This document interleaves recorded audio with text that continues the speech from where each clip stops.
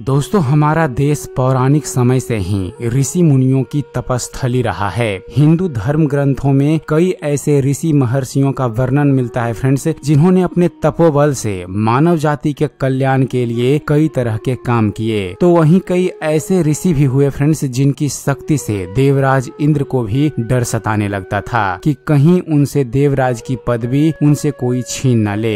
इसी कारण उन्हें जिस किसी भी ऋषि की तपस्या से भय लगने लगता, उनकी तपस्या भंग करने के उद्देश्य से वे स्वर्ग की अप्सरा को पृथ्वी लोक पर भेज देते। ऋषि अप्सरा के रूप और यौवन को देखकर उन पर मोहित हो जाते थे। आज के अपने इस वीडियो में हम आपको एक ऐसे ही ऋषि की कथा बताने जा रहे हैं, जिन्होंने करीब 1000 वर्षों तक एक अप्सरा के साथ भोग विलास किया। तो चलिए दोस्तों, बतलाते हैं आपको ऋषि कंडू के 907 साल तक संभोग करने के रहस्य के बारे में। दोस्तों, कथा के अनुसार पौराणिक काल में महान ऋषि कंडू हुआ करते थे, जिनका आश्रम गोमती नदी के तट पर था। एक बार की बात है फ्रेंड्स कि ऋषि कंडू ने घोर तपस्या करना शुरू किया। वो तपस्या में इतने लीन हो गए कि उन्हें किसी भी चीज का आभास ही नहीं होता था। इस बीच ऋषि को तपस्या में लीन देखकर देवराज इंद्र हमेशा की तरह घबरा गए। उन्हें यह डर सताने लगा कि कहीं ऋषि कंडू उनका स्वर्ग का सिंहासन छीन न लें। इसी डर के परिणाम स्वरूप इंद्रदेव ने ऋषि कंडू की तपस्या भंग करने के लिए स्वर्ग की एक बहुत ही सुंदर अप्सरा प्रमलोचा नामक अप्सरा को पृथ्वी लोक पर भेजने का निश्चय किया। एक संध्या नृत्य के बाद इंद्र ने प्रमलोचा को अपने पास बुलाया, फिर उसे अपनी सारी योजना बताई। बिना कोई प्रश्न किए अप्सरा प्रमलोचा ने इंद्र की योजना के मुताबिक पृथ्वी लोक के लिए प्रस्थान कर गई। दोस्तों, पृथ्वी लोक पर प्रमलोचा सीधे वहां पहुंची जहां ऋषि कंडू तपस्या में लीन थे। फिर प्रमलोचा ने अपनी शरारतों से ऋषि कंडू का ध्यान तोड़ दिया।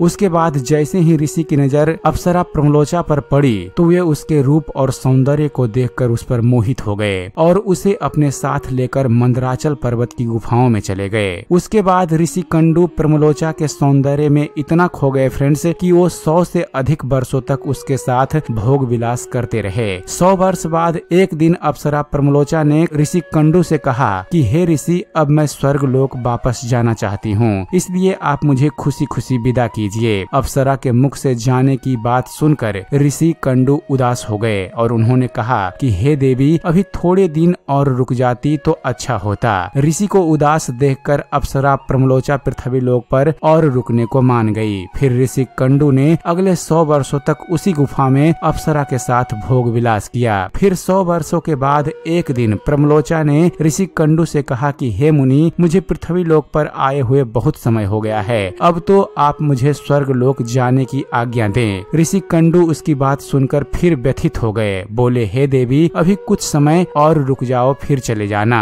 फ्रेंड्स, इसी तरह कई सौ वर्ष बीत गए और जब भी अप्सरा प्रमलोचा स्वर्ग लोक जाने की बात ऋषि से कहती, तो वह किसी तरह उसे मना लेते। वो अप्सरा ऋषि के श्राप से भी डरती थी कि कहीं क्रोध में आकर ऋषि कंडू उसे श्राप न दे दें। उधर महर्षि के काम वासना में लिप्त होने से अप्सरा के प्रति उनका प्रेम नित्य बढ़ता ही जा रहा था। ऋषि कंडू तपस्या पूजा पाठ का त्याग कर रात दिन अप्सरा के भोग विलास में डूबे रहते। एक दिन की बात है, ऋषि कंडू बड़ी तेजी से अपनी कुटिया से निकल रहे थे। तभी अप्सरा प्रमलोचा उनके पास आई और उनसे पूछने लगी कि हे मुनि, आप कहाँ जा रहे हैं? तब ऋषि कंडू ने कहा कि हे भद्रे, दिन अस्त हो चुका है, अतः मैं संध्या उपासना करने जा रहा हूँ। अगर ऐसा नहीं किया तो मेरा धर्म नष्ट हो जाएगा। यह सुनकर प्रमलोचा मुस्कुराए बिना रह न सकी और बोली, हे सब वेदों के ज्ञाता, इतने वर्षों में क्या आज पहली बार सूर्यास्त हुआ है? जो संध्या बंदन नहीं करेंगे तो आपका धर्म नष्ट हो जाएगा। मैं तो आपसे जब से मिली हूँ तब से तो आपने कभी संध्या बंदन नहीं किया है। इस प्रकार के वचन सुनकर ऋषि कंडू बोले, हे भद्रे, नदी के इस सुंदर तट पर आज सवेरे ही तो तुम यहाँ आई हो। मुझे भली भांति स्मरण है, मैंने आज ही तुमको अपने आश्रम में प्रवेश करते देखा था।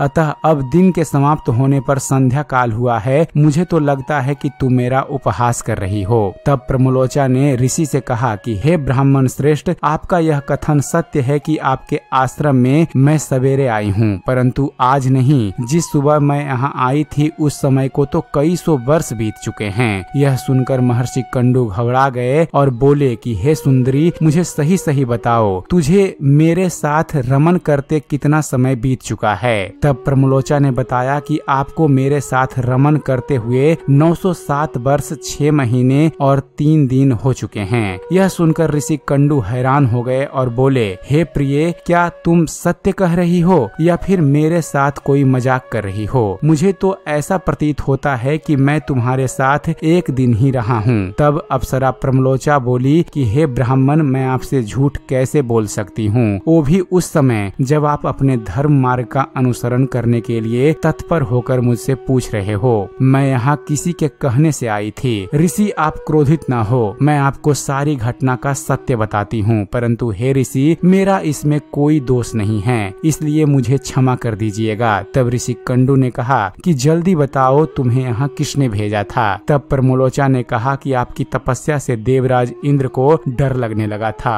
और उन्होंने ही आपकी तपस्या भंग करने के लिए मुझे यहाँ भेजा था। प्रमलोचा के मुख से ऐसे वाक्य सुनकर ऋषि कंडू व्याकुल हो गए और बोले कि धिक्कार है मुझ पर, मेरा धर्म नष्ट हो गया।